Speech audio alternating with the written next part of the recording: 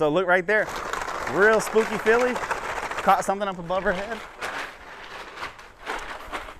Crystal there is riding a national championship show horse named Seabiscuit. All this kind of stuff, people wonder how we make the most forgiving horses, that as hot as they are, they shouldn't be as forgiving as they are.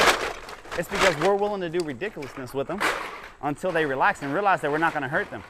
The cam bag, it sounds scary, it looks scary, but there's nothing physical happening to the horse. So very quickly the horse starts to trust us and believes, oh, wait a second, you're not hurting me at all. Kind of like the little kid that's drowning in the shallow end of the pool. Help, help, help. And you say, hey, stand up, you're not drowning. And when they do that, oh, wait a second, I was never in danger. And then they relax and become comfortable in the water.